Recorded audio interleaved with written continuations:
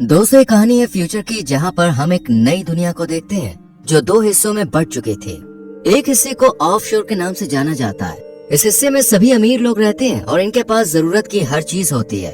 ये लोग अपनी मर्जी से कुछ भी कर सकते हैं, इन्हें फुल आजादी दी जाती है। जबकि दूसरा हिस्सा गरीब लोगों का है, जहाँ ना तो लोगों के पास खाने को भरपेट खाना है और न ही रहने के लिए अच्छा घर। ये लोग झोपड़पट्टी में रहकर अपना गुजारा करते हैं और इनकी जिंदगी ऐशो आराम से दूर मुश्किलों से भरी होती है। लेकिन इस जिंदगी को बदलने का इन्हें एक मौका भी दिया जाता है, जिसके बाद ये लोग ऑफशोर का हिस्सा बन सकते थे। लेकिन इसके लिए इन लोगों को 20 साल का होना बहुत जरूरी होता है। 20 साल का हो जाने के बाद इन्हें एक सिलेक्शन प्रोसेस से गुजरना होता है और ऑफशोर में रहने वाले लोग इस बड़ी आबादी में से सिर्फ 3% लोगों को ही चूज करते हैं जो ऑफशोर में रह सकते थे। बाकी बचे जो लोग सिलेक्ट नहीं हो पाते वो वापस से स्लम एरिया में ही रहने आ जाते हैं और गरीबों में जीने लगते हैं। इसलिए हर कोई ऑफशोर में जाना चाहता था। अब अनाउंसमेंट की जाती है कि 104 प्रोसीजर स्टार्ट होने वाला है, यानी इससे पहले 103 तक ये प्रोसेस कंप्लीट हो चुका है। इसके बाद हम मिशेल नाम की एक लड़की को देखते हैं जिसने ऑफशोर में जाने के लिए अपना नाम दर्ज किया था और अब इसे 20 मिनट के अंदर अंदर इस जगह पर जाना था जहां ऑफशोर का सिलेक्शन टेस्ट शुरू होने वाला था। 20 साल के रजिस्टर किए हुए सभी लोग उस लोकेशन पर पहुंचने लगते हैं। इन सभी लोगों के कान के पीछे एक खास तरह का डिवाइस लगा होता है जिसमें लाल रंग की रोशनी चमकती है। ये एक तरह का एंट्री पास होता है ताकि जिन भी लोगों ने इस टेस्ट के लिए रजिस्टर किया है उनकी पहचान आसानी से की जा सके। और ये डिवाइस इन्हें ऑफशोर की तरफ से ही सिर्फ रजिस्ट्रेशन के बाद दी जाती है। इसके बाद मिशेल अपनी दोस्त के साथ टेस्ट वाली लोकेशन पर पहुंच जाती है और थोड़ी देर बाद इनके सामने चीफ आता है और सबको बताता है कि ये सिलेक्शन बहुत ही ईमानदारी से होगा, किसी के साथ कोई भी धोखाधड़ी नहीं होगी। और इसी के साथ इस सिलेक्शन और ऑफशोर की लाइफ की इम्पोर्टेंस भी बताता है कि तुम सब में से सिर्फ 3% लोग ऑफशोर में जाएंगे। स्पीच खत्म होने के बाद चीफ के पास एक लेडी आती है जो कि एक नई एम्प्लॉय थी। ये लेडी चीफ को बताती है कि मैं यहाँ तुम्हारा काम चेक करने आई हूँ और मुझे हाई अथॉरिटीज की तरफ से यहाँ भेजा गया है ताकि मैं तुम्हारी गलतियों को पकड़ सकूं। चीफ को बिल्कुल भी पसंद नहीं था कि कोई उसके काम में इंटरफेयर करे, लेकिन हायर अथॉरिटीज की बात वो टाल भी नहीं सकता था, इसलिए वो इस लेडी से कुछ नहीं कहता। इसके बाद इंटरव्यू का टाइम शुरू होता है जहां कई लोगों को रिजेक्ट कर वापस से उसी झोपड़पट्टी वाली जिंदगी में भेज दिया जाता है। इस इंटरव्यू को क्लियर करना काफी मुश्किल था। इधर हम मिशेल को देखते हैं जिससे काफी सारे पर्सनल क्वेश्चंस पूछे जा रहे थे। मिशेल अपने बॉयफ्रेंड के बारे में बताती है कि पिछले साल वो भी इस टेस्ट के लिए आया था, लेकिन फिर वो कभी लौट कर नहीं आया, जिसका मतलब था कि वो ऑफशोर चला गया। इस पर इंटरव्यू लेने वाला शख्स कहता है कि जरूरी नहीं कि वो ऑफशोर गया हो सकता है कि उसकी मौत हो गई हो या फिर उसके साथ कुछ बुरा हुआ हो। इसके बाद इस शख्स मिशेल को उसके बॉयफ्रेंड की आखिरी निशानी नेकलेस उतारने को कहता है और मिशेल उतार कर यहाँ रख देती है और अपने इमोशनल टेस्ट में पास हो जाती है। इसके बाद हम मार्को नाम के एक लड़के को देखते हैं जिसका हर फैमिली मेंबर इस टेस्ट में पास होकर ऑफशोर चला गया था, इसलिए इसे पूरा कॉन्फिडेंट था कि ये भी जरूर ऑफशोर जाएगा। मार्को का कॉन्फिडेंस लेवल काफी हाई था। मार्को का ये कॉन्फिडेंस देखकर इसे भी सिलेक्ट कर लिया जाता है। और फिर हम एलेक्स नाम के एक लड़के को देखते हैं जो किसी भी तरह ऑफशोर में जाना चाहता था, इसलिए बिना रुके बोलता ही रहता है और किसी भी कीमत पर इस फर्स्ट राउंड को क्लियर करना चाहता है। लेकिन उसका ये बिहेवियर इंटरव्यू लेने वाली लेडी को पसंद नहीं आता और उसे फर्स्ट राउंड में ही बाहर कर दिया जाता है। एलेक्स कहता है कि अब पूरा सिस्टम ही खराब है और ये सिलेक्शन प्रोसेस भी बहुत बेकार है। ये सब सुनकर एलेक्स को बाहर कर दिया जाता है। इसके बाद हम जोना नाम की लड़की को देखते हैं जो सबसे ज्यादा स्मार्ट समझदार थी और बहुत ही कम बोलती थी। इसकी इसी समझदारी के चलते इसे भी सिलेक्ट कर लिया जाता है। सभी लोग फिजिकली और मेंटली हेल्दी थे सिवाय फर्नांडो के। ये पैरों से चल नहीं सकता था, लेकिन इसकी बहादुरी हिम्मत की वजह से ये भी फर्स्ट राउंड क्लियर कर लेता है। इसी बीच ऑफशोर के लोगों को खबर मिलती है कि इनके दुश्मन रेबेलियस ग्रुप ने अपने एक आदमी को सीक्रेटली इस सिलेक्शन टेस्ट में भेजा है। ऑफशोर के लोग जल्दी से इस जासूस का पता लगा लेते हैं और इसके साथ काफी बुरा बिहेव करते हैं। उसे इतना ज्यादा टॉर्चर करते हैं कि वो सारी सच्चाई उगल देता है और बताता है कि उसके अलावा भी यहाँ एक और जासूस है जो कि रेबेलियस ग्रुप को पल पल की खबर दे रहा है। इसके बाद हम रेबेलियस ग्रुप को देखते हैं जो कि ऑफशोर का सबसे बड़ा दुश्मन था। ये ग्रुप अमीरी और गरीबी के बीच खड़ी दीवार को गिराना चाहता था। इस ग्रुप का मानना था कि जब सब लोग समान हैं तो फिर गरीब लोगों को इतनी मुश्किलें क्यों। इसके बाद जो लोग सिलेक्ट किए गए थे उन्हें दूसरे राउंड के लिए एक दूसरे रूम में ले जाया जाता है और नंबर से इन्हें एक लाइन में खड़ा कर दिया जाता है और फिर एक एक करके इनके कान के पीछे लगी डिवाइस को अच्छे से चेक किया जाता है कि कहीं कोई नकली डिवाइस लगाकर तो यहाँ पे नहीं आया है, इसलिए डिवाइस की चेकिंग की जाती है। लेकिन तभी जोआना की नजर अपने आगे खड़े लड़के के कान पर पड़ती है। इस लड़के का नाम था राफेल।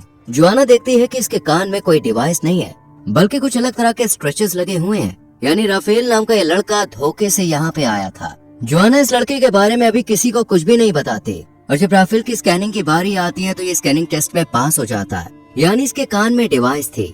ये सब देखकर जोआना का शक और ज्यादा बढ़ जाता है। इसके बाद इन सभी सिलेक्ट हुए लोगों को एक दूसरे कमरे में भेजा जाता है जहाँ टेबल पर बहुत सारे ब्लॉक्स रखे हुए थे।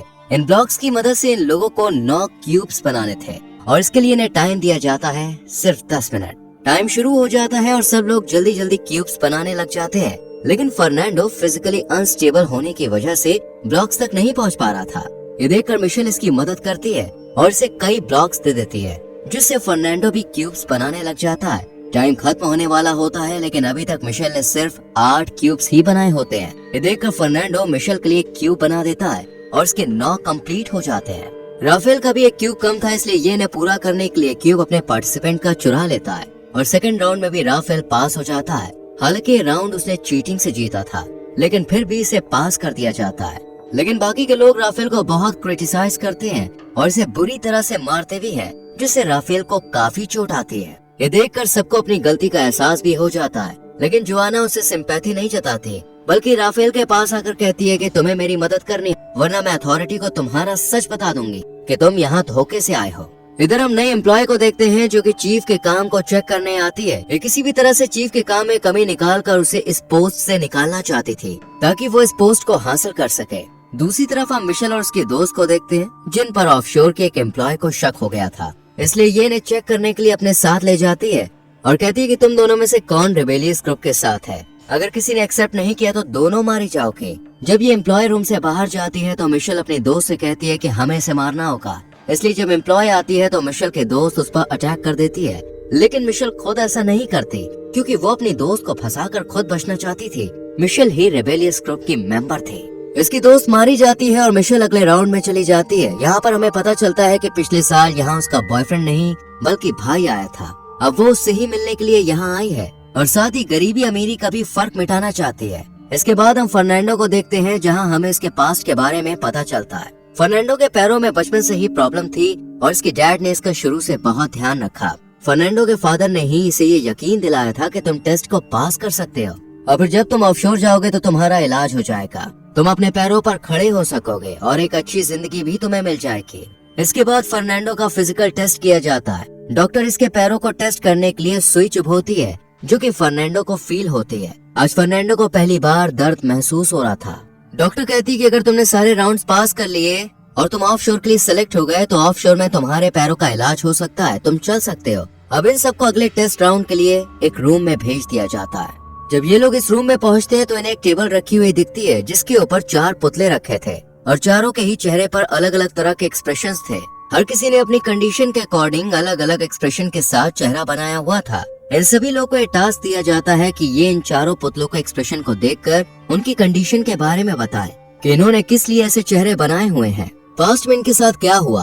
अब सब लोग एक्सप्रेशंस की मदद से अपने अपने तरीके से कहानी बनाने लगते हैं, अपने अपने आइडियाज देते हैं। फर्नांडो पहले अच्छे से एक लड़की के पुतले को देखता है और फिर बताता है कि इस लड़की को जहर दिया गया है क्योंकि ये अपने हस्बैंड के साथ इस घर में मेहमान थी। दरअसल इस औरत का रिलेशन इसके पास रखे आदमी के साथ था जिसके घर में ये मेहमान बनकर आई थी, लेकिन इस आदमी की बीवी को इनके अफेयर के बारे में पता चल गया और उसने इस औरत को जहर दे दिया। तभी ये लेडी शॉकिंग एक्सप्रेशन से अपने बॉयफ्रेंड की तरफ देख रही है। फर्नांडो की ये कहानी सुनकर सब लोग बहुत खुश होते हैं क्योंकि इन्हें ये कहानी काफी पसंद आई थी।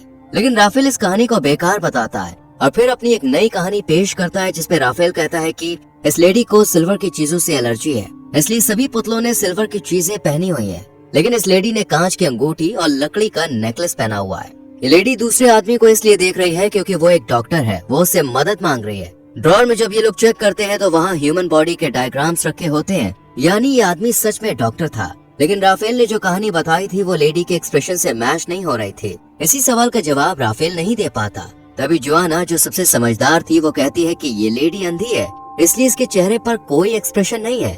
और जब ये इस लेडी के ड्रॉअर को चेक करती है तो इन्हें ब्लाइंड्स की बुक भी मिलती है, यानी जोआना की कहानी ठीक थी। इस तरह ये लोग इस राउंड को भी पास कर लेते हैं। चीफ भी ये सब देख रहा होता है और फिर नई लेडी एम्प्लॉय से कहता है कि तुम इन सब पर ध्यान रखना, मैं अभी थोड़ी देर के लिए किसी काम से जा रहा हूँ। ये लेडी एम्प्लॉय चीफ पर नजर रखती है और देखती है कि चीफ स्लम एरिया में कपड़े बदल कर जा रहा है। चीफ भी कैमरे की ग्रीन लाइट देखकर पता कर लेता है कि एम्प्लॉय उस पर नजर रख रही है लेकिन एम्प्लॉय चीफ के खिलाफ कोई सबूत पेश नहीं कर पाती। इसके बाद इन्हें एक रूम में ले जाया जाता है जहाँ इन्हें 6 साइंस दिए जाते हैं, जबकि ये लोग 7 होते हैं, जिसका मतलब था कि इन लोगों को एक को एलिमिनेट करना था।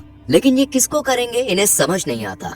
राफेल कहता है कि मेरे पास एक कॉइन है, मैं बाहर जा सकता हूँ, लेकिन जिसके पास कॉइन नहीं है वो राफेल पर अटैक कर देता है और दोनों में लड़ाई होने लगती है। लेकिन तभी ये लड़का वोट करने को कहता है। सभी लोग राफेल के खिलाफ वोट करते हैं, लेकिन मिशेल कहती है कि जोआना को बाहर निकाल दो क्योंकि वो समझदार थी और मिशेल के प्लान को नाकामयाब कर सकती थी। ये सुन जोआना राफेल की तरफ देखती है। जोआना को राफेल की सच्चाई पता थी, इसलिए राफेल जोआना की साइड लेता है और फर्नांडो को बाहर निकालने को कहता है क्योंकि ये फिजिकली ठीक नहीं था। लेकिन फर्नांडो कहता है कि मैं ऑफशोर में ठीक हो सकता हूँ। इसके बाद ये लोग रिबन से एक शख्स को एलिमिनेट करने का डिसाइड करते हैं और कहते हैं कि जिसके पास सबसे छोटा रिबन आएगा वो बाहर जाएगा और सबसे छोटा रिबन जोआना के पास आता है। लेकिन रूम से जाते वक्त जोआना एक शख्स का कॉइन चुरा लेती है और जीत जाती है और ये मूवी यहीं खत्म हो जाती है।